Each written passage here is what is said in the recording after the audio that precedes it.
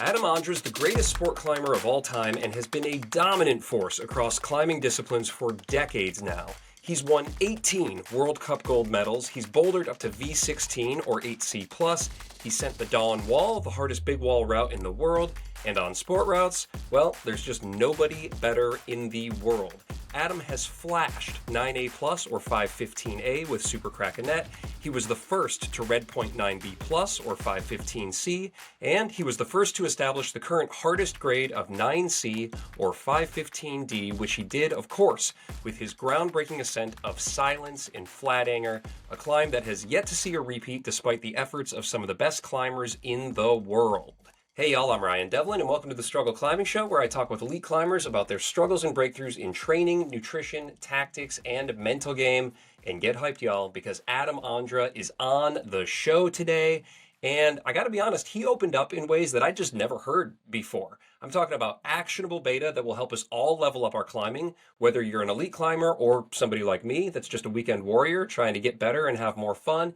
And also just some insights and some perspectives that he brought that were really, really interesting and refreshing and maybe even a little bit controversial. Get psyched for this interview. Today, Adam shares how he's training up his finger strength recently and how that compares to how he trained his finger strength in his younger years, how he's moving faster on routes, the pros and cons of replica training, how to deal with fear and nerves, what famous projects he's psyched on, and which ones he's okay walking away from, and so much more. It's all here. This show today is being brought to you by patrons and subscribers of the show. Thank you so much if that is you. I love you. And if you're not a patron of the show, well, you can check it out right down there for free for a 7-day trial. And let me tell you what you get. A bonus episode with Adam Ondra, by the way, where he's talking about knee pad controversy, famous climbing rivals, including Alex Megos, how he's been training lately to stay fit as he's getting a little bit older and still trying to crush at the highest levels, and what he's got his sights on for his big projects to come. All of that is right there on Patreon, and you can check it out for free with that trial. Thank you for your support. Now let's get into it with the GOAT, Adam Ondra. Let's start where we always like to start here on the show, which is struggle. And I'd love to understand from you what your relationship with struggle is as a rock climber.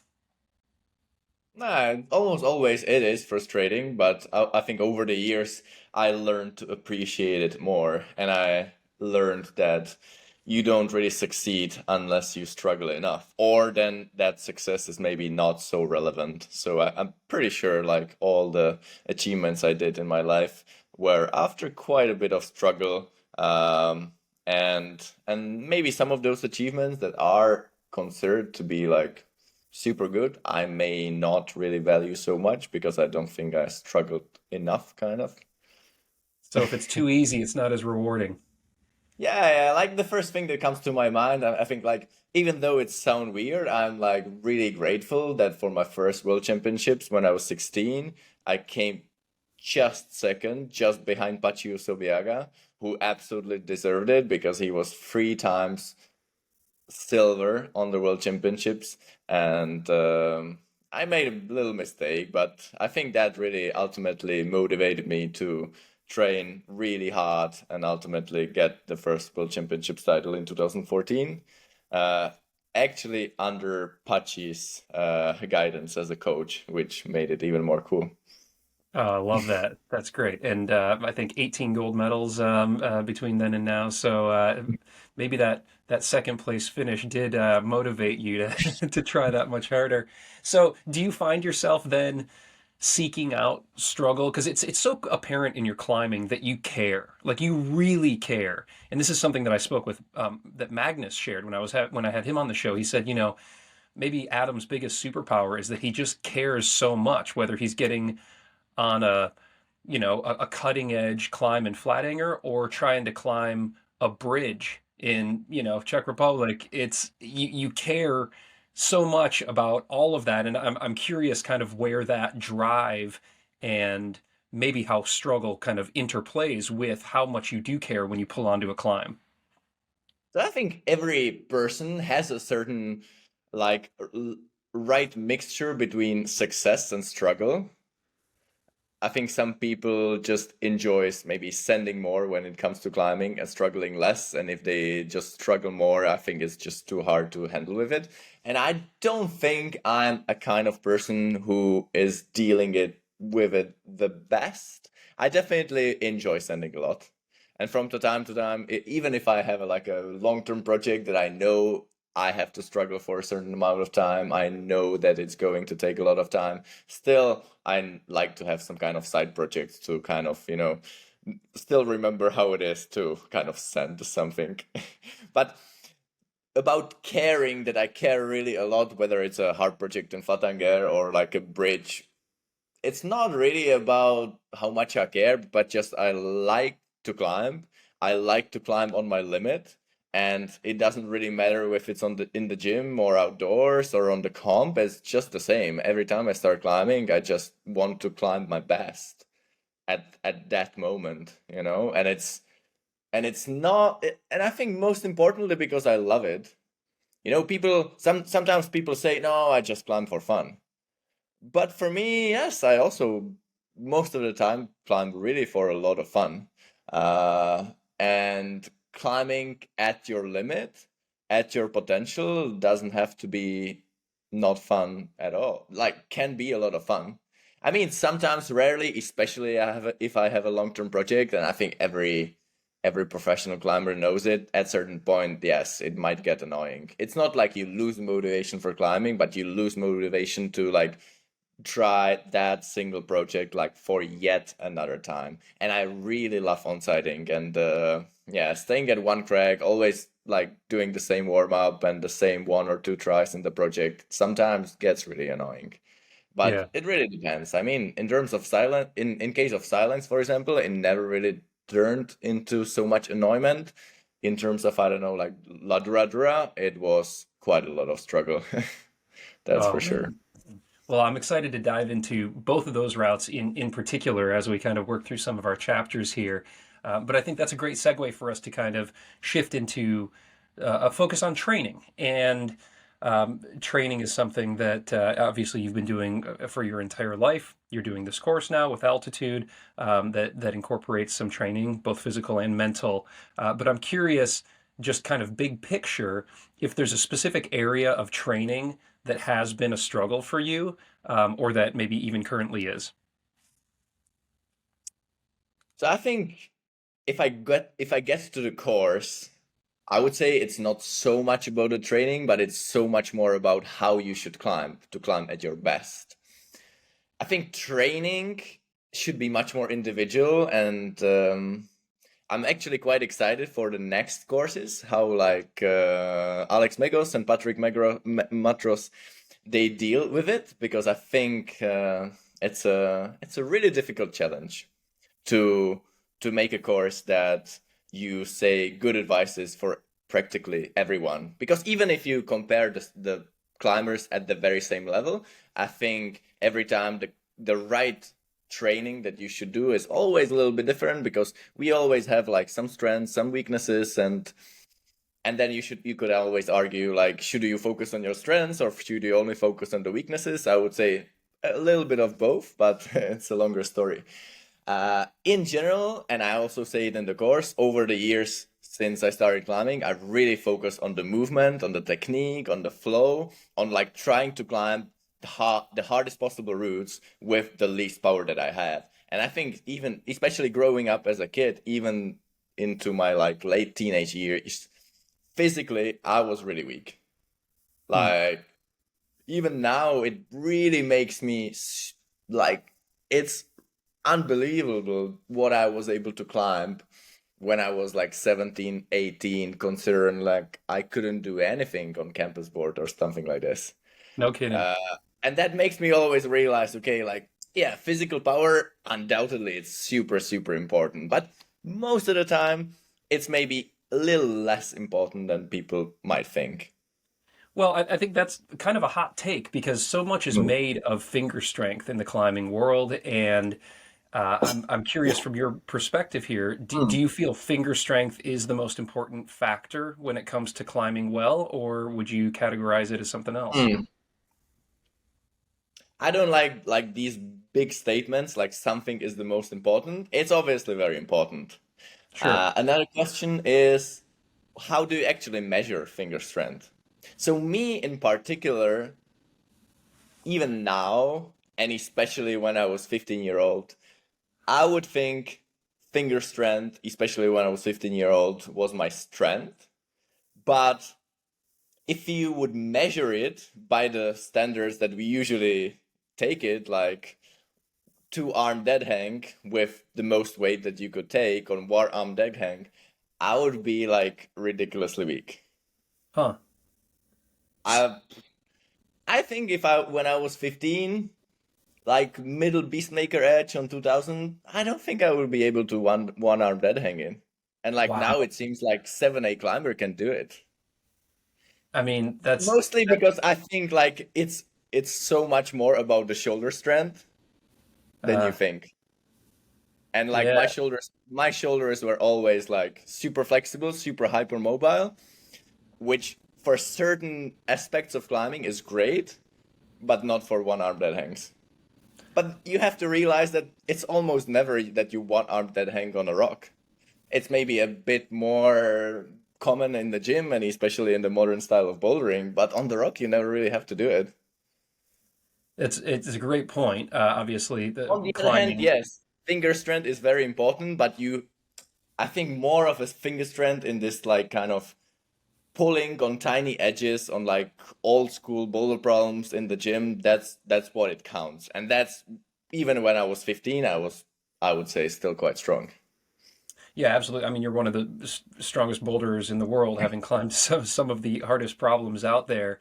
And it is interesting the difference between objective finger Yeah. strength, like just measuring it, versus being able to Mhm. apply it to the Yeah. wall. Do you even test your finger strength? Do you specifically train like hangs like that, or are you training up Mm. in various other ways?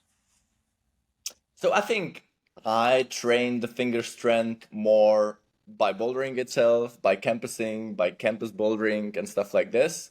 I occasionally might do dead hangs a little bit. For me personally, I know that it works really well as a test.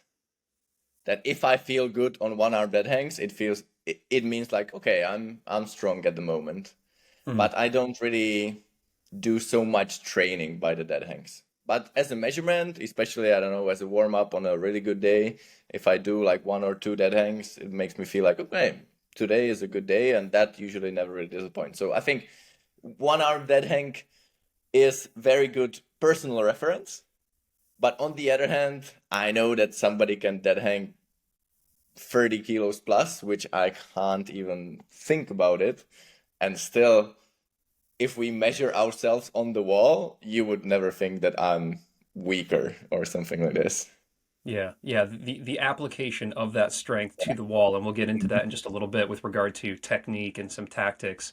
Obviously, that makes a much bigger difference. We're not just doing a strongman competition here on how much we can hang. We're trying to apply it to movement over a 3D terrain. So I'm excited to dive into that, but still kind of staying on training for a second here. When you reflect back, because you've been a climber now for 25 years or something like that. And uh, you've been training with some of the world's best coaches and also climbing with some of the world's best climbers. When you reflect on those last couple decades, does anything stand out to you with regard to your own training, like a mistake that you made looking back, something that you would have changed, or conversely, something that really made the difference? Yeah. I think over the last 2 years, I really understood how efficient training tool is board climbing. Uh, And yeah, it can be moonboard, can be kilterboard, but most importantly, I think maybe just a board that you do like that where you only use like a very tiny feet and mostly just wooden edges. That was something that I didn't have in my training gym where I usually train, and I was always thinking like, that's something that could be very useful, but I don't really want to waste my technique. But I could also think of maybe a few climbers that I knew about that they were climbing a lot on the boards like this, and I could easily see how much it transfers into their climbing. like they were really strong, but they just didn't know how to climb in a way. Right. Like were climbing like so frontal and um so I was always really afraid that it would ruin my technique. So it took me like really years to kind of give it a chance. But I must say that even though I did a lot of campus board in my life, I thought like after some years of campus board training, I kind of got to a certain plateau and I never really improved so much. I mean, even though I have maybe like four different campus boards where I train all over the town where I live in Brno, you only have like a limited amount of moves that you can do on a campus board, no matter how different edges you have and no matter how wide you do it. It's still kind of the same. You learn that particular move and then it's kind of the same. Whereas like board climbing, yeah, definitely got me recently. And I don't feel like I lost that much technique and I got stronger quicker than I expected. I think like physically I'm the strongest at the moment, and I think mostly to doing more board climbing in the least recent years because most of the years I've or like since I started climbing, I basically only trained on the spray wall, which 20 years ago was something that looked like a moon board. Sure. Maybe a bit nicer holes, but mostly just tiny edges, and we would just be climbing there all the time. We didn't really have that many lead walls or something like this. And Right. over the years, I think it got some more volumes, it got some more modern holes. And I always thought like, yeah, this is the perfect way because you're training technique and power at the same time. Which, for example, in the course, I would still recommend to average climbers or whoever you want to call them. But board climbing is something very efficient, but I think it's really good for me as I have a long training history, and I am quite confident that I don't really lose the technique when I start climbing in real life. So just to give an example, I think it's really important when you have a big foothold to take advantage of it and Right. to not really use it as a tiny foothold as on a board. Yeah. And if you So, really want to take the full advantage of a big foothold, you have to climb on a climbs where there are big footholds. right. So I think Yeah. Red River Gorge is quite typical that, yeah, sometimes even in the middle of the overhang, there are really good footholds. And you have to be able to take the full advantage and take some weight of your arms. Yeah, we're spoiled out here at the Red. Anytime I go somewhere else, if I climb on granite or limestone, Yeah. my feet are always scumming off of things and sliding off of things. So everything's kind of a jug out here, at least for me at the grade that I'm climbing. But I'm curious for you, how many days a week are you training on a board? So I usually train 3 days, 1 day off, and it's either the almost every time the first day, but it depends whether I'm training half an hour on a board or 2 hours on the board, and Right. sometimes also the second day. Which second day it would involve some kind of interval bouldering on it. And I'm playing a lot with the breaks that you do in between the boulders. Sometimes I climb, I don't know, three boulders in a row and longer rest. Sometimes I climb pretty hard one, maybe half a minute rest, repeat 4 times. I'm playing with that a lot. Yeah, have you noticed that you require more rest now as you're, into your third decade here, compared to maybe 10 years ago, or are you feeling like you can push it just as hard as you've been able to? I would say in a training period, it's quite similar. It is different when I'm in the peak. I can definitely notice that day number one, I'm at my best, and day number two, unless the day number two is rest day, I feel like it's not as good anymore. It's Hmm. hard to tell whether it's maybe different structure of the training, thanks to which I can be even better on day number one after the rest day, or it's the age, but I would say it's a bit of both.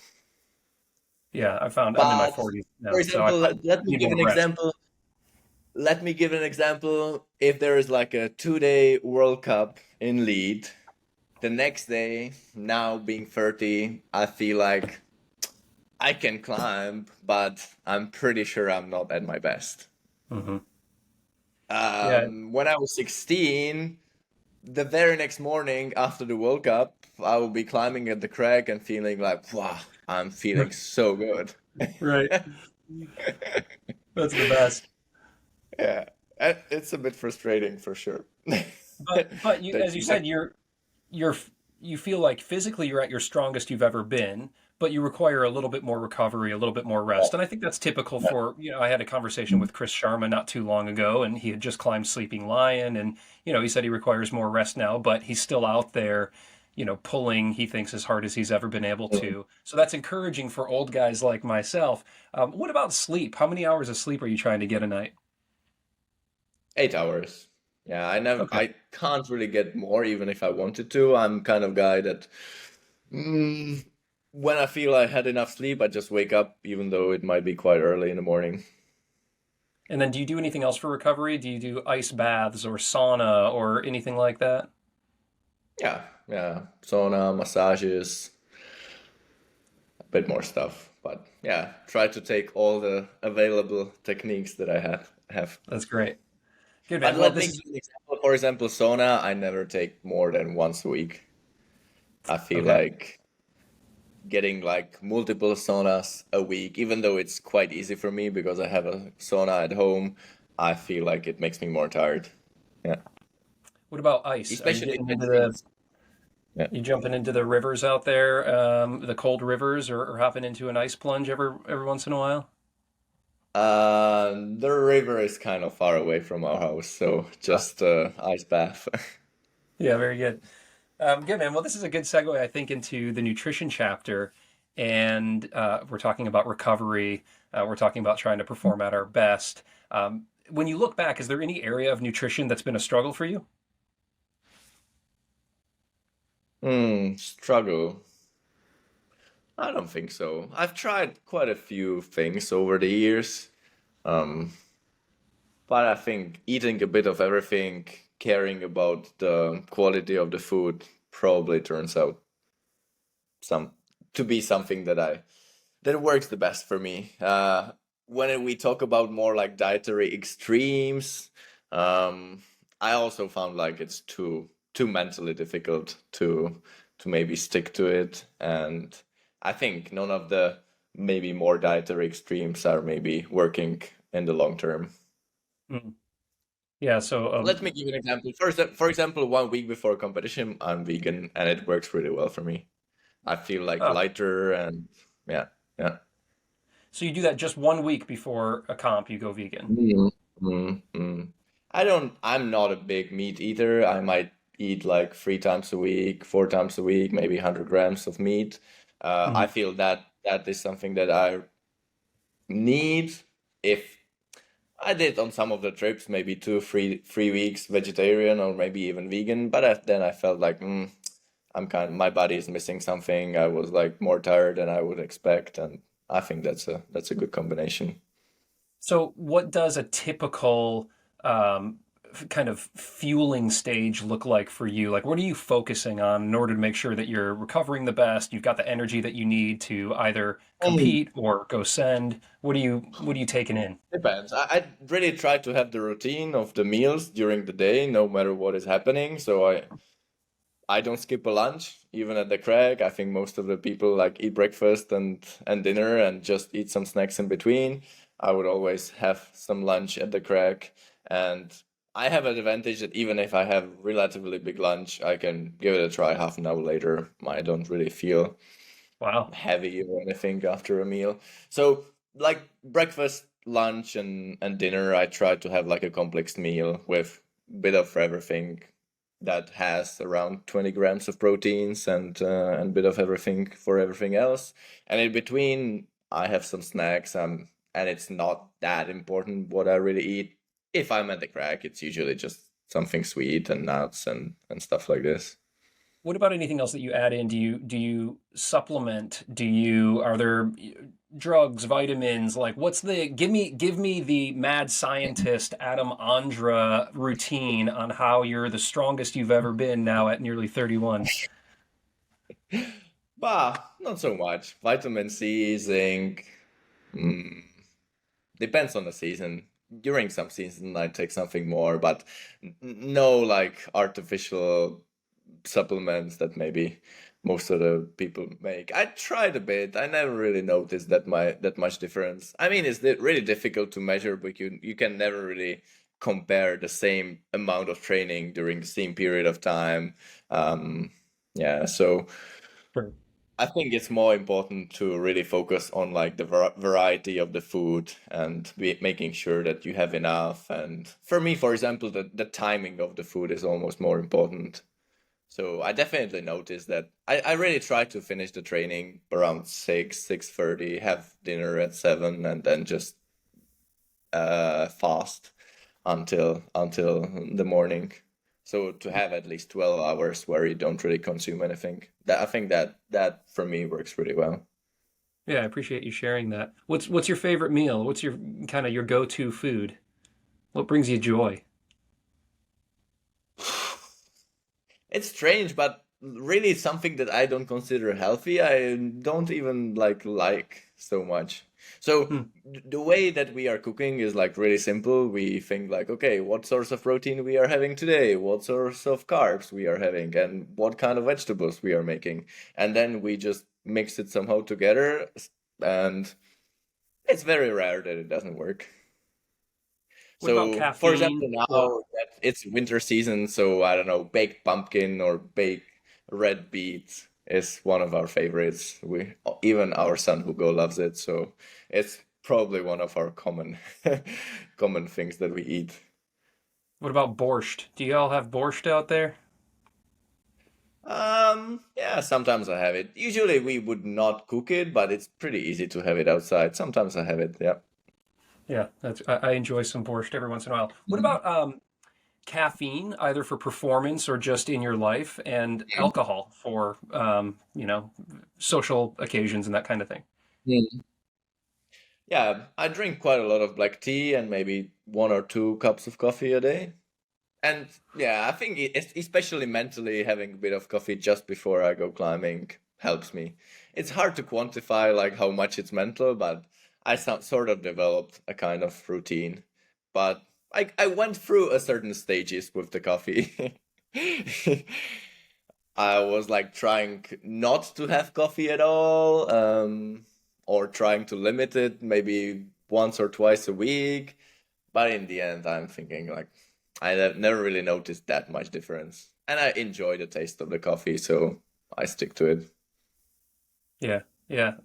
I think for me, caffeine, I'll take a little bit before I want to go try hard at the gym or Yeah, at the crag, and I find it gives me a nice little bit of a boost there, yeah, and yeah. can help get my Mhm. mental focus as well as my physical. So maybe you'll do a little bit of coffee maybe before you go climb. What about alcohol? Do you restrict alcohol or do you enjoy a beer every once in a while? Mhm. So when I'm training hard, I never really get any alcohol. Maybe like during the rest day, if there is like a family celebration, yes, I might get 1 glass of wine. It's like I like the taste of alcohol. If I'm on the trip outdoors, that means I'm actually not doing so much volume of climbing. When you want to send something hard, paradoxically, that's the time when I don't think it's important so much whether you get that 1 glass of wine or one beer or not. But if I'm training really hard, I definitely notice it a lot. Yeah. Yeah, well, sometimes it's good for the mental side of things just to relax, Yeah, especially if yeah. you're in That Spain. that's like basically in all of the climbing. Maybe there are certain ways that are like the most perfect that you could do, but you have to also ask yourself like, is it worth it for me? Is it maybe going to only make like more pressure when you actually want to send something? Right. So I think it's about finding the balance in all of your life and deciding like what's worth it or not. So I like that. I think from perspective of other people, what I'm doing is maybe like super restrictive and like completely out of their confidence if they did the same thing. For me, it's like that's the right balance. Yeah. Well, thank you. I appreciate you sharing that. I think that'll resonate well for a lot of people who are listening right now, and I think that's Yeah. nice. It'll take us into the tactics chapter here, and you're a tactical master. There's any number of ways we could take this part of the conversation. I've got some notes here, but you mentioned at the start of this conversation La Dura Dura, and Mhm. that was a heck of a project at the time, the hardest in the world, and something that you put a lot of work in on. And I'm curious. On that one, I've heard you in interviews talk about how projecting at that level can stop being fun when the Yeah. progression stops, and we touched on that kind of at the beginning here, and I think for that's relatable for all of us. Okay, I'm working on my first 7C plus right now. I was making great progression, and now I keep falling two moves from the chains at the red point crux, and I'm finding it a little bit less enjoyable. I wouldn't say it's a drag yet because I'm still psyched on the project, but I'm not making the progression from session to session like I was. Dura Dura Yeah. is, a good example of that. So I'm curious how you break through that rut, or how you cope with when the progress stops, but maybe you still want to do the thing. Yeah. Yeah. So what for me actually helped in case of La Duradora is that it's not my home crack and I had to make multiple trips. In general, I think over the 2 or 3 weeks of working on a project, you get it really dialed. Hmm. Uh, you you should feel like a really good flow in the body, and yes, you can still make some little tweaks. You can still find slightly better beta or something like this, even after months of trying. But there's not that much efficiency which will improve after 2 or 3 weeks. For me, it's really after 2 weeks. And if I feel that I'm still relatively far from sending, for me, that is conclusion. Okay, I have to come back and I have to come back with better shape, or maybe at least better prepared for this particular piece of climbing, which Sure. is, I think, most people would maybe think like, if because the progression usually between day number 1 and 1 week or 2 weeks is like really wow, from all of a sudden something like is impossible, you can't do the moves, all of a sudden it's suddenly coming together really well. Right. But then I think it's quite normal that the progression stops. uh, and I think if people work on a project for like years, I think the explanation that is that they end up sending it mostly because they just improved in the meantime, not because they really learned the project like much better or anything like that. So for me, it's like every time I went for Dura Dura, I just found out, okay, I wasn't good enough. Okay, I wasn't good enough. Then there was one trip, I think trip number 3. I thought like, well, maybe I'm good enough. I just didn't have enough days. It was April and it was kind of getting warm, so I came back, thought I would do it, but I actually found out no, I wasn't strong enough. Then trained for another month, and then I came back, and like from day number 1 that trip, I just knew I was gonna do it. That it was Oh, just a question of time. so tactically speaking, when you are, whether it's La Dura Dura or another route that you've done, and taking this into kind of what could be applicable to me and folks that are listening, if we continue to get stopped at a certain spot, a certain move maybe, or a certain sequence, is there something that you would recommend or that you do yourself to try to break out of that? Oh, this is where I fall, that kind of rut that you can get into where you climb to the same spot and then you fall. Hmm. So there's more things. Even if you're projecting something for months, don't ever stop thinking about different betas. Hmm. When you're like, after you fall off, go and inspect. Sometimes like there is something, and it's actually quite often that even like a few days before I send some multi-week project, I discover like one tiny little thing that Yeah. helps me, because climbing is so much about the details, and something, the margin between falling off the crux and finally sticking it is really, really small. So if you keep following the same move and you really tried your best to find different beta, there is not. And when we are talking about a beta, it's not like you are going to use a different handhold. It's also could be about, I don't know, like the timing of the move is a little bit different. The body position is a little bit different. There's like a lot of different things that you could do. But you should also ask yourself, what can you do to get fresher up there? And again, could be maybe slower down. There are some moves that you never really bothered like trying so much, because you think like, if I want to climb my 8A, those moves are like 6C. They are too easy to actually matter. But sometimes Yeah. like those easy moves matter a lot, because maybe those are those few moments where you lose a bit of power and you get to the crux just a bit too tired. It's also different pacing. So in general, I would say if the effort is like really long and relatively low intensity, it makes sense to kind of intentionally climb kind of slow. But if the intensity is higher, it's better to climb faster, but always, not being too tensed. If you say too many people climb faster, they just get really tense and just try to climb like robots. Climbing fast and at the same time being relaxed is really difficult. And then it's also like consider the time that you spent in the rests.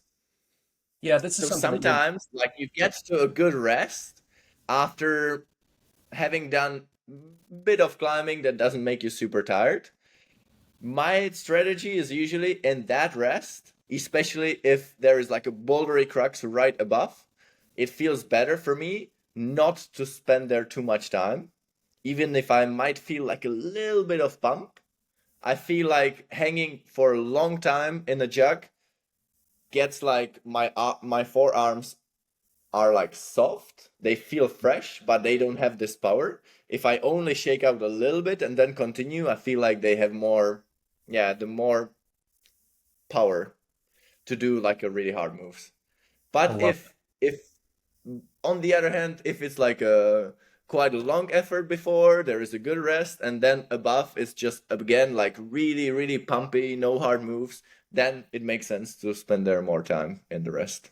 Yeah, I mean, you're just you've got a reputation for and have earned it for climbing very fast, very efficient. It's really impressive to watch how decisive you are, whether it's an on-site or flash attempt or just, a route that you've been working on for quite some time. You mentioned that climbing fast, oftentimes people will tense up and climb more like a robot, so that could be counterproductive. You've got a whole pacing chapter in this altitude course that I watched, which is just fascinating. I mean, the amount of chapters that are in this course is really impressive. I mean, you really are able to drill down on very specific items. Pacing seems like one that is can kind of be this thing that unlocks new grades for people. Certainly for me, I tend to Mhm. climb pretty slow, and just hearing you talk about that for a second has sparked a lot of ideas. Is there a drill or some way to practice climbing fast but relaxed? How would you recommend I do that or people listening? Hmm. Just to give an idea, I think I climb really fast, but I think for majority of the people it will never really work as good. Try to climb as fast. Hmm. But I would say it's true that for most of the people, if they climb just a little bit faster, I would say it will work better for them. But I think finding the right pace for you, like individually, it's just a matter of a lot of practice and like trying to really experiment with different pacing. Ideally, if you have a project, or I don't know, you are training on the lead well that doesn't really reset the routes very often, you're really forced to train on just a few routes, then I think you really find out what kind of pace works the best for you. I think also a good way to get better in climbing fast is interval bouldering. So just pick one boulder problem that you try to climb maybe 3-4 times in a row. Depending if it's a hard one, then you maybe take even 1 or 2 minute rest in between. If it's maybe like a sub maximal boulder problem, maybe you climb it 3 or 4 times. And it can be a boulder problem in a commercial gym, it can be a boulder problem on a kilter board or moon board, it doesn't matter. I think there the learning curve of like being efficient is much higher or much faster because you are climbing it just back to back, as opposed to Project Outdoors where you try 3 tries a day with like 1 hour break and then maybe in the next weekend again. So I think the Right. learning curve in terms of movement is never really as fast as doing interval bouldering in the gym. And I think that's the most eye-opening, is like something that feels really hard at the beginning. You can barely climb it as a single boulder problem during a bouldering session. Maybe you come back next time, you climb it a few times in a bouldering session, and then you come next time and it feels easy. Yeah. I love that. I think that's so great. It might take you a minute the first time you do it, and then you've whittled it down to 20 seconds after that because you just know Yeah, exactly where you're going, the yeah. position, and you can Mm. learn in that In terms sense. of boulder problem, it could be like it comes from 20 seconds to 8 seconds in the end. Right. Yeah. Yeah. I love it. That's great. Okay. Well, speaking of boulders, before we shift to the mental game chapter here, but speaking of bouldering, you're one of the top boulderers in the world, and there's a very different amount of kind of tension and try hard and grr that needs often to go into a boulder problem than a sport route. I personally struggle with this because I'm a route climber. I tend, and at the Red River Gorge, as you know, they're long, they're pumpy, they're pretty big holds. So I tend to try to climb everything very relaxed. So then it's really hard Mhm. for me to kind of flip into like grr mode, when a boulder problem either on the route or just if I go bouldering comes up. And you seem to be able to flip that switch really well. And I'm Yeah. curious what you do in order to go from kind of that relaxed efficiency mode into like, let's go mode. Hmm. I think you have to do it like consciously. Hmm. So, especially if you already know the project, you have already tried the route, so you know where the cruxes are. So I think climbing relaxed, where it's possible to climb relaxed, is very important. And I think most of the boulderers, when they go sport climbing, they face the opposite problem. They are just making the same effort on like easy part as the hard parts, and then they just pump out. Sure. Uh, but usually, I think usually on the rock you always have some kind of little rest. I think especially on in the Red River Gorge there are always like these horizontal breaks that after a couple of meters there's always something where you maybe at least do once or twice like this and then you continue. And for example, the trick for me that I also do is like I change the way that I'm briefing, for example. Hmm. So when it's easy and when I'm climbing, I'm either just trying to brief more like just almost as briefing normally. If it gets more intense, I trust deliberately try to brief like more deeper. And then when I got to the rest, maybe I just try to slow down with the breath all the way until I'm breathing normally. But then just before I set off, maybe I just try to breathe again really deeply, like. And for me, that is, for example, the mental trick to tell my body, hey, something is going on. Switch from the resting mode to the fight mode. Yes. Well, maybe Maybe we all sometimes need. doing 1 or 2 power screams as well, and then off I go. Yeah, well, you're quite Also, famous. like you have to be mentally ready to fight. So sometimes, you have a jug, you're going to be there for like 1 minute, and for first half a minute, I'm just like focusing on the resting. And then for another half a minute, it's more like also I'm trying to catch the moment. There is like one moment when like, okay, this is like the right amount of time that I should be in the jug, and like everything is like getting ready that in a few seconds you're going to set off and you're going to give it your best. Yeah, I love that. Well, it's your ability to kind of harness the breath and the power scream Yeah. is impressive to watch in the videos. And then of course you did a really great and hilarious video on your channel working with a power scream coach. So maybe we all just need to hire your power scream coach. We'll see. Great, man. Well, let's I think that's a perfect kind of transition now into the mental game chapter. And we're talking about kind of how to harness the try hard there. Let's explore the other sides of the mental game in rock climbing. And has there been an area there that's been a struggle for you? in in the mental side of climbing, you mean? Yeah. Hmm. I mean, for sure, when there is a non-important competition, for example, it's not very difficult for me to deal with it. The more important and the harder you are training for a competition, the harder it is to really give your best.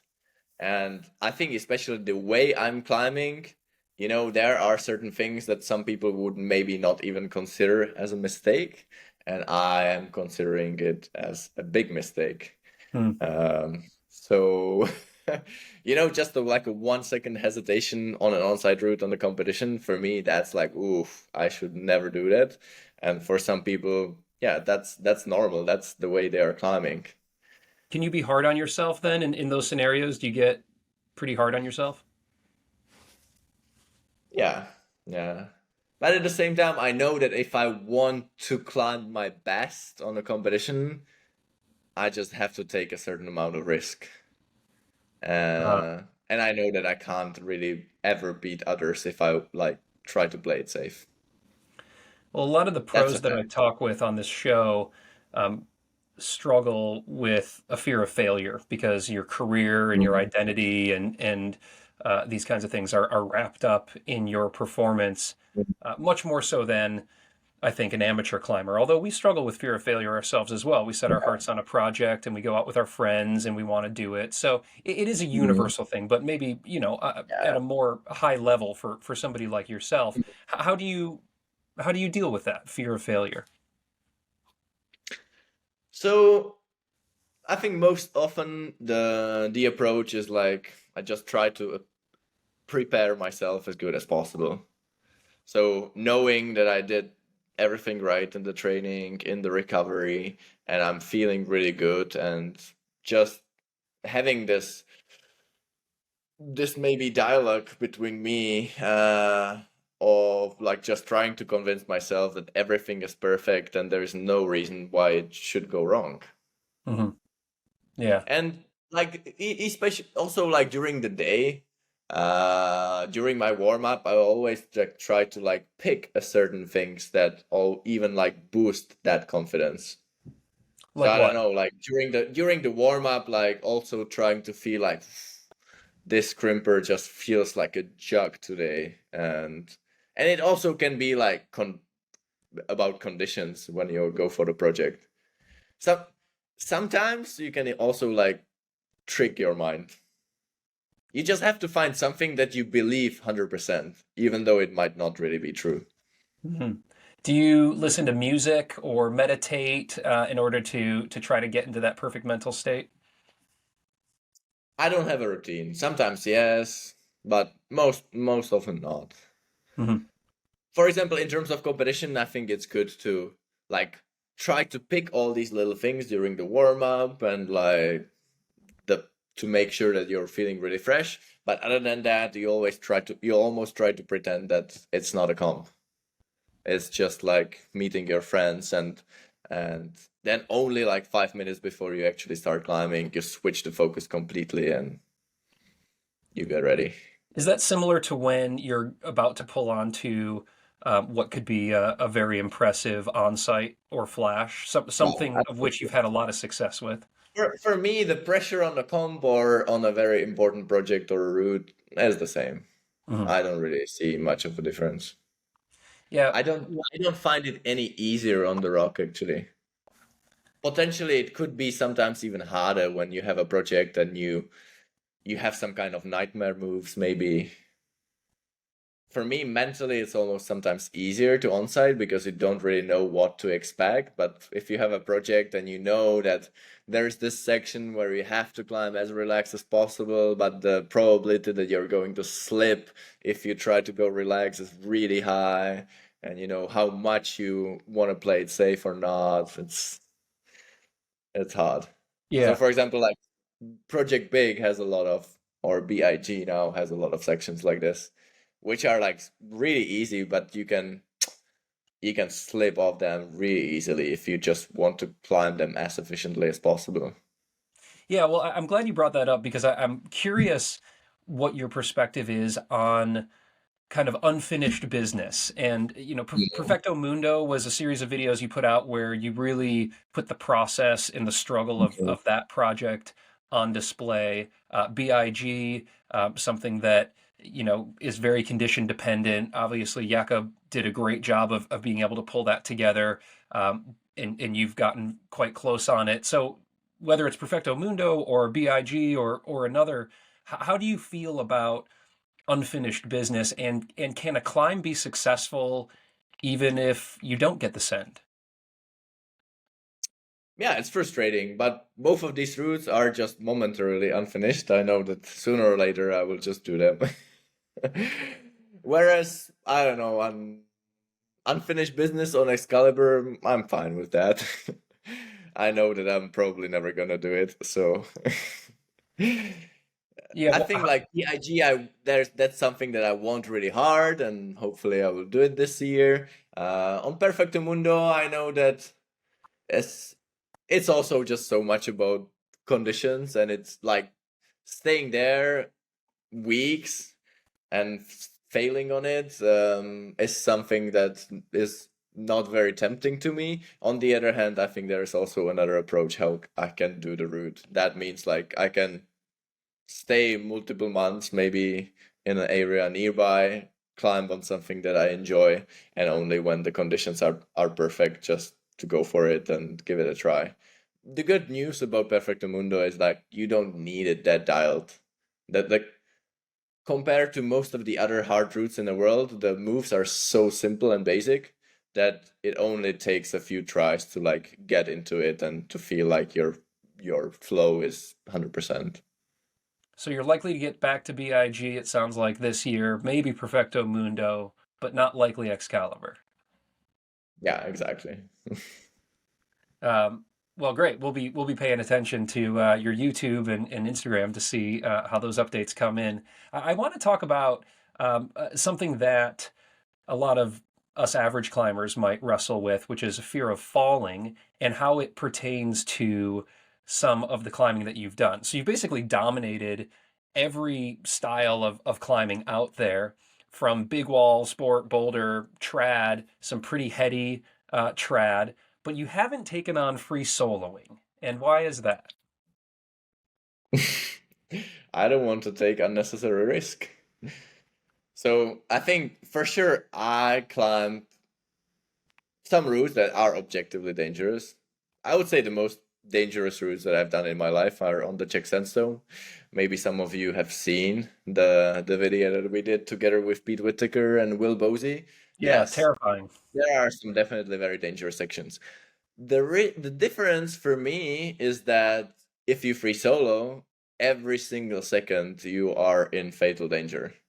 If you are climbing on the Czech Sandstone, it's maybe just a few seconds that where you shouldn't fall, but for the rest of the route you are fine. So the probability of falling off to your death is much lower.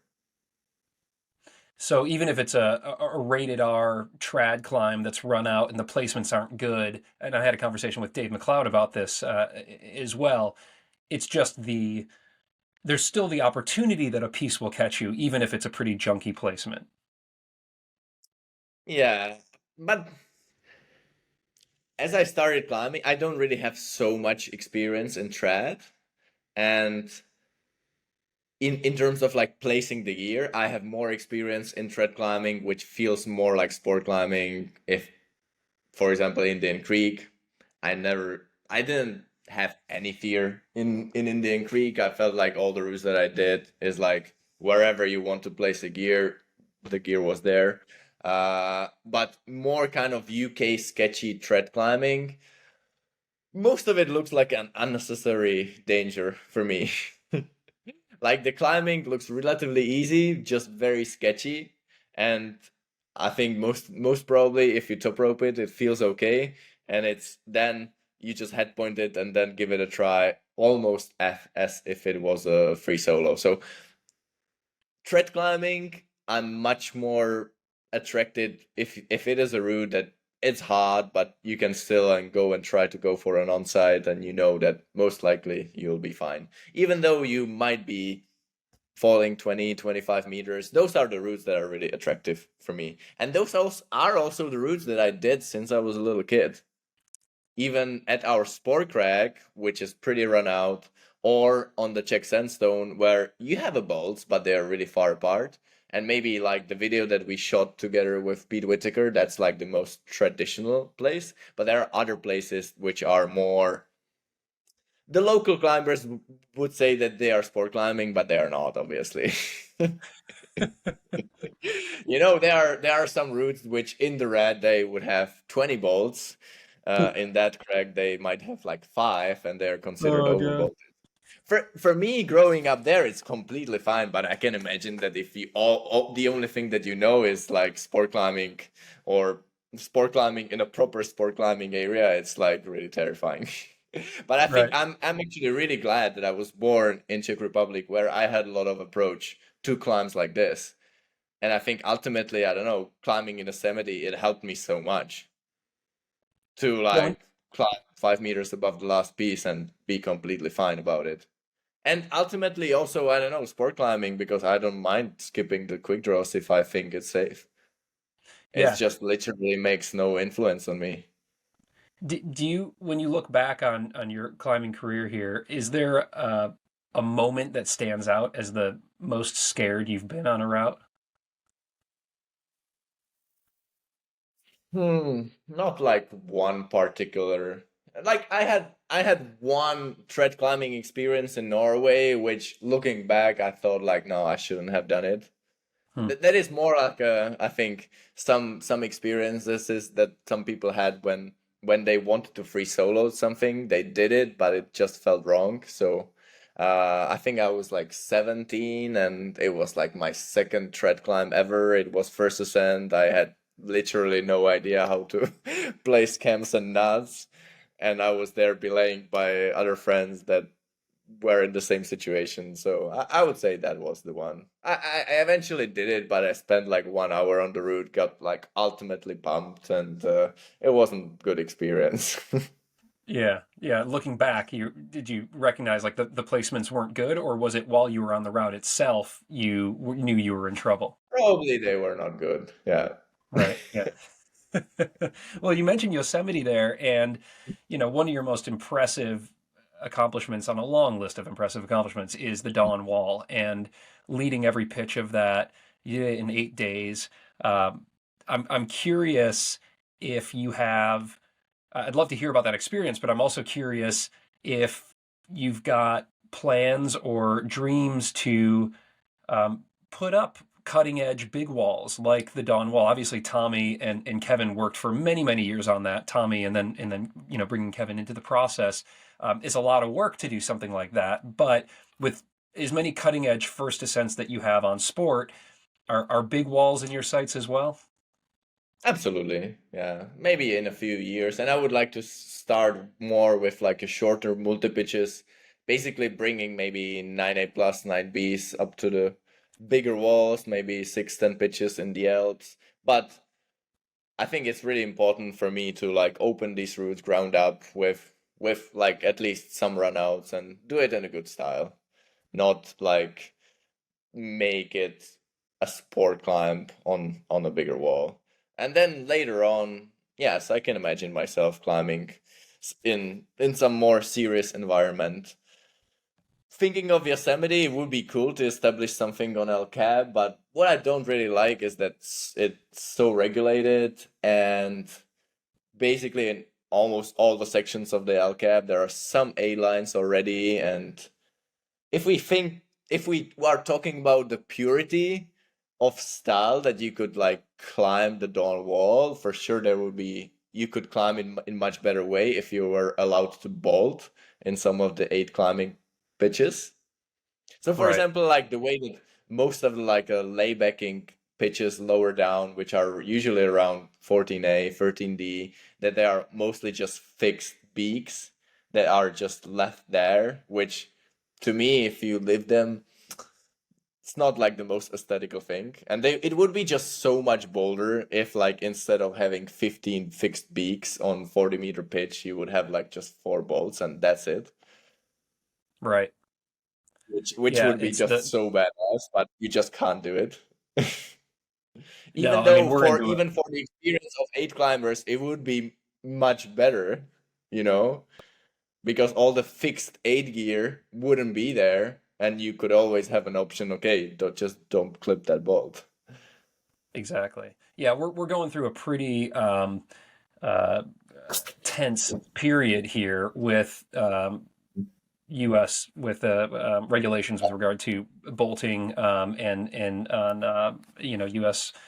National park land and this kind of thing. So I would say the jury's still out on fixed gear and the fixed gear initiative and these kinds of things right now. But the bigger point here being that you think there's a 9B multi-pitch or big wall out there that is ready to be worked on, and that I think is incredibly exciting.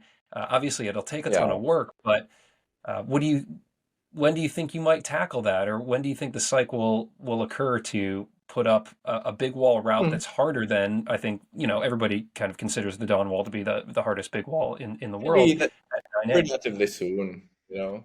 I think climbing a 9B Sick. on a wall like El Capitan, that's maybe really difficult, but climbing a 9B on a wall that's maybe 200 300 meters, that's that's easier.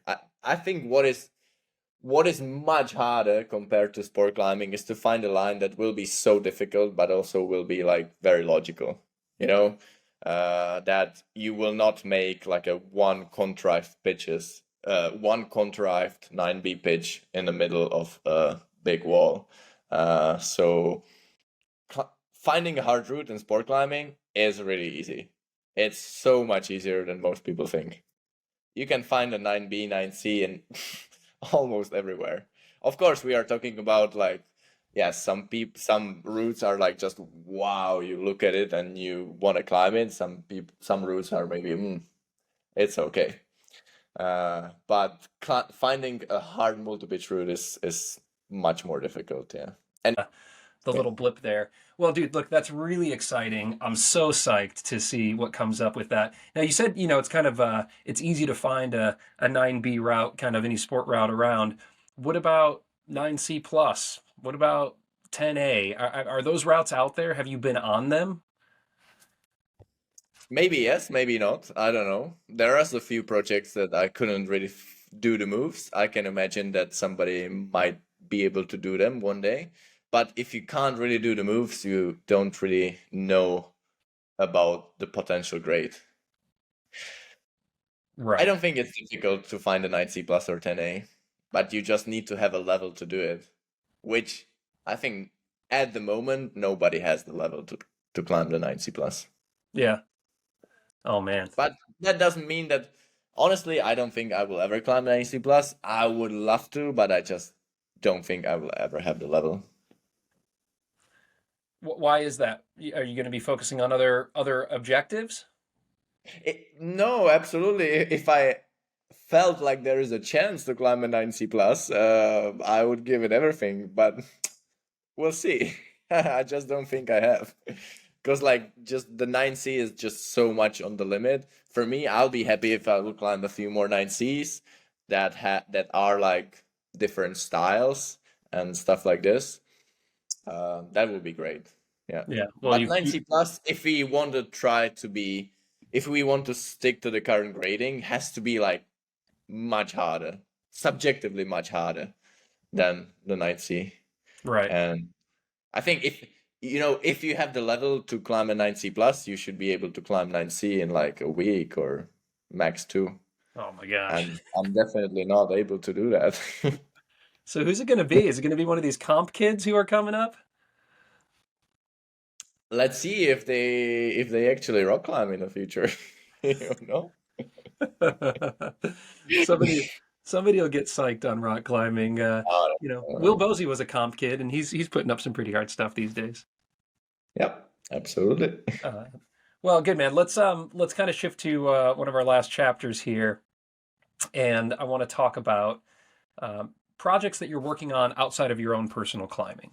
We've got the altitude course, which I've previewed and is fantastic. So I want to hear about what that process has been like for you and maybe what it has taught you beyond what you're going to be teaching the world who will be taking this. What have you learned putting your coaching hat on in putting this course together for altitude? So it was great to work on a course. It was a lot of work for the preparation. We spent a lot of time on the phone call with Katrin, the lady that I was preparing the outline with. But then even the filming was difficult. It was like 5 days of filming from morning till the evening, but it was very satisfying work. I think it helped me to, even for my own climbing, there are so many things that you do over the years, like automatically, subconsciously, but being able to explain it, I think can potentially help me as well in my own climbing because you have to put it into words and sentences, Right. and that can be valuable, and also makes you reflect that everything that you do in your climbing is maybe is it like the best possible way that you can do it? Isn't there something that you're missing? And there are certain techniques that I'm still learning. I'm pretty sure about it. And I think some things just come really natural for me. Also, since I was a little kid, I always focused so much on technique and so much thinking about how you should climb certain things. I spent just so much time, going through the sequences of so many different routes and trying to visualize, oh, should you like twist your body like this or like this? But still, I think, especially some aspects of modern bouldering, I think they don't really come so naturally for me. If you asked me 15 years ago if I would do this course, I would probably say no, probably not, because I was thinking, no, when it comes to climbing technique, you have to find your own. Like you have to find what is the most efficient way of climbing. You have to find like how to, I don't know, heel hook, because then if you find it yourself, it's like deeply ingrained in you. But over the years, I realized that everybody has different talents, and somebody, no matter how hard he's trying to find the best technique, he will never find it Right. because like the level of the perception is different. But if you tell him or her how to do it, they improve immediately. Yeah, I'm curious. Just as now we're going to be launching this course, or you and Altitude are going to be launching this course here. What will the average climber, somebody who's listening right now, what will they learn? What's the area of focus for you in this course, and kind of what's the journey going to be like for them? Mm. So don't expect so much about like how you should train, how many bouldering sessions, how many lead climbing sessions you should do, but it's more about concepts of how you will be able to climb at your best Hmm. and what are the aspects that you have to think about and work on. they are no like easy advices that you will follow and you will get there. It will include your active engagement and involvement on your path to become a better climber. But for some people that might be a bad news, but I really see it as a positive news that there's so many things that you need to learn as a climber that will still help you to get better and better and better. But And it's so much fun. It's never ever monotonous, in my opinion. well, You can make your training monotonous, but I don't believe it will be the most efficient way. yeah. Yeah, no, I mean it's so well laid out. The chapters are really extensive and deep, and the production quality is incredibly high. So I think it's really an exciting thing that you all are doing. But I need to know, Adam, should I hang for 7 seconds or should I hang for 10 seconds? That's what I need to know. Like, Exactly. Those are the things that I think a lot of the people are seeking now, but there's no general truth, you know? right. For person A it will be 7 seconds, and for person B it will be 10 seconds. Right. Yeah. Good. Well, I'm excited for what you all are doing with that. Beyond the course, you've got a lot going on with Adam Ondra, with gyms, holds, YouTube. The content that you're putting out, books. It's all a lot, right? I'm sure it's quite a bit of work. I've got a lot of questions from listeners who wonder how you strike that balance in your life between training, climbing, doing these other businesses, and then also just like relaxing and being with the family and that kind of thing, and what you do for fun. So, how does that kind of balance out for you from week to week? So I would say for the last 2 or 3 years, I think I found the balance. And even though there's a lot of work, I also have an incredible team of colleagues that are doing a lot of work for me. So in the last 2 or 3 years, I think like I reached this right balance that I have time for my family, especially as I now have a son that will be 2 years in May. So that is getting like super important, or that has been super important, that I didn't want to work more than I wanted, and I didn't want to also maybe like travel for climbing more than I wanted. But it's been going well, as I was during the last 2 years mostly just preparing for the competitions, and and after the next Olympics I will be probably just traveling with the whole family and maybe even working less. But I think up to a certain point, I think I need a certain distraction so I don't think about climbing 24/7, even though my work is always some kind of somehow connected with climbing.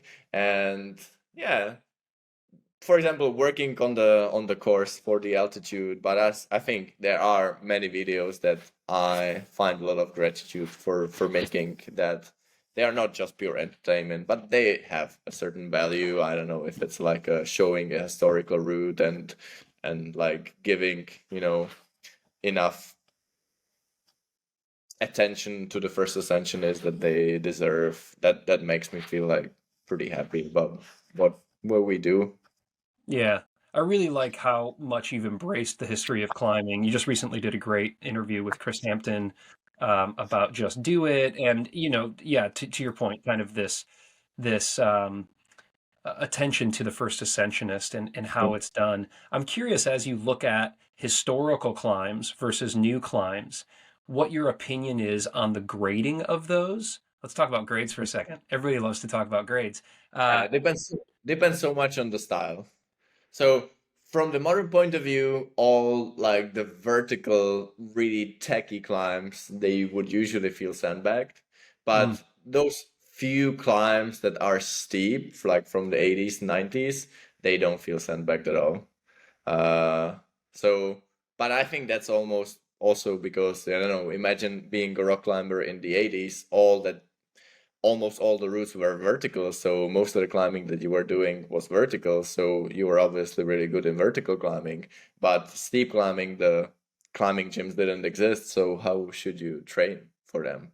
right. So I think from the modern point of view, it would make sense to maybe reflect this and put it into the consideration into the grading. That means maybe some of the historical climbs that are more vertical and feels really, really hard, maybe upgrade.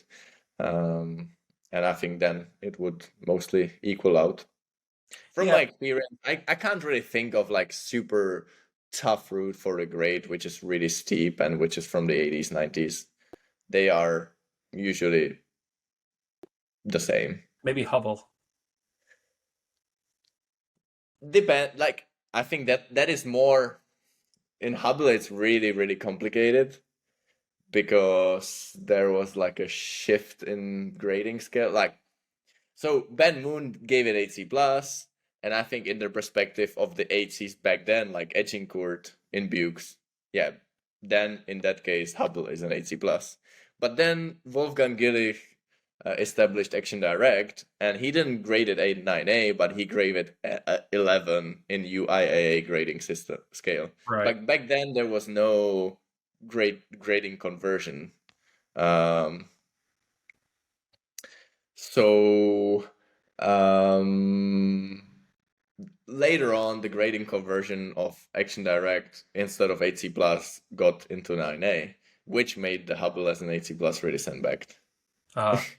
But Yeah. I think if you think of, I think now as it is, there is less of a difference between 8C and 8C plus and 8C plus 9A than it should be. Yeah, it's compressed. People think that grading is not linear.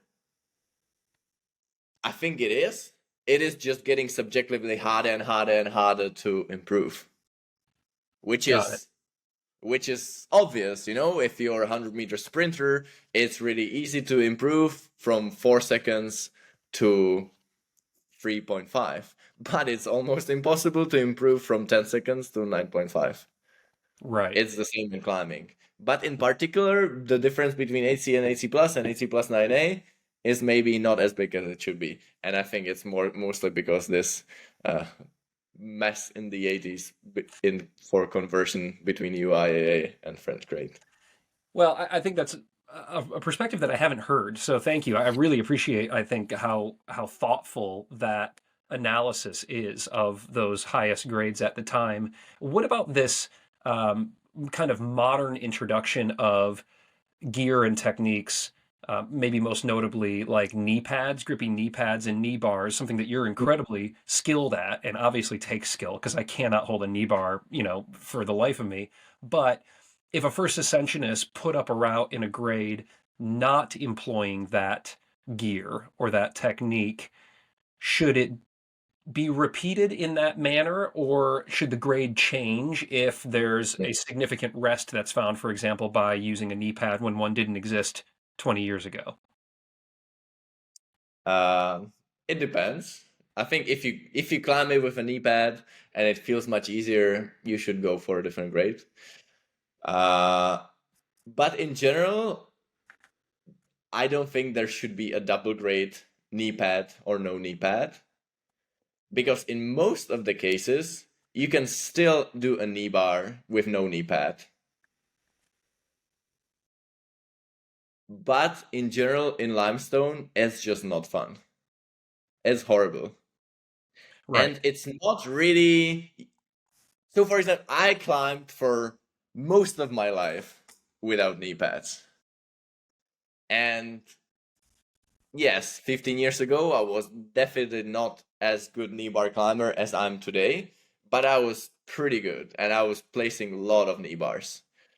And I was either climbing with jeans or I was climbing with short pants, and I would spend like weeks before making a trip to like Tufa limestone, like sandpapering my thighs and like really taking the best care that I could to have like a good skin. And then trying a project, all I was thinking about hanging in a knee bar, like, should I really go for it and like bruise my skin on the thighs until I'm bleeding and risking that if I fall off, I might not be able to knee bar for another week?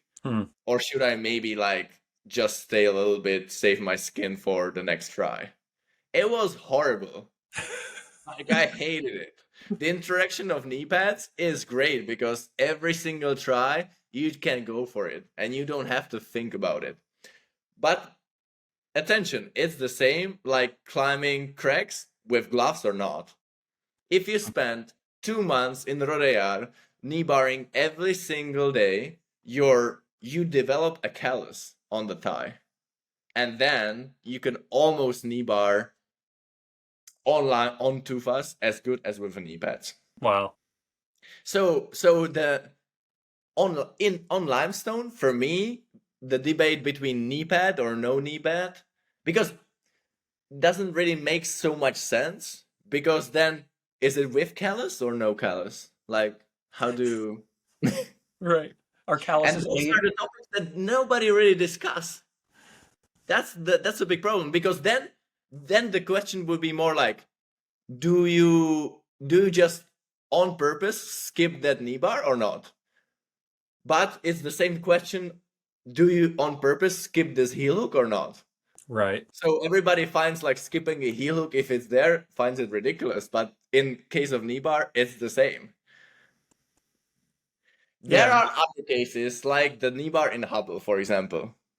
That is very technical knee bar, and if you don't have the rubber on your knee, you don't take any advantage Mhm. about it. So there, two grades make sense, but it's quite rare. So on Maybe Hubble, like Flatanger or some of the sandstone climbing areas where it's more like knee scums. Yes, there are many knee bars that just basically don't work with without a knee pad. But on most of the limestone where we are talking about knee barring on too fast, it's more of a question of pain. right? Yeah. Well, we'll let the debate continue, but I think your perspective on that is really valuable because obviously you put up a lot of routes where there are technical knee bars, and if you use a pad, then that's how the route is established. So it's more kind of on the historical perspective, like Hubble, like you're talking about, or others where maybe the first ascensionists didn't use or have access to that equipment. And I don't know if it matters at all, but just people love talking about it. So here Yeah, we are. my perspective is like, okay, if you find a knee bar and you climb it with a knee pad, yeah, just downgrade it. All right, y'all, that wraps up this interview here. I hope you loved it as much as I did. And if you did, if you're like psyched on climbing and you cannot get enough of this kind of content, I'm with you. Swing on over to Patreon. That is where you can get a ton more. I'm talking about 50 hours of exclusive content, all about climbing and performance, led by the likes of Adam Ondra, Tommy Caldwell, Alex Honnold, Chris Sharma, Nina Williams, Hazel Findlay, Ravioli Biceps, and so many more. All of that stuff is there for just a few bucks a month or for free with a 7-day trial. You can hit that link right there. I think it's right there and check it all out. That's how I keep things going over here. Thank you for your support. I hope your training and your climbing are going great.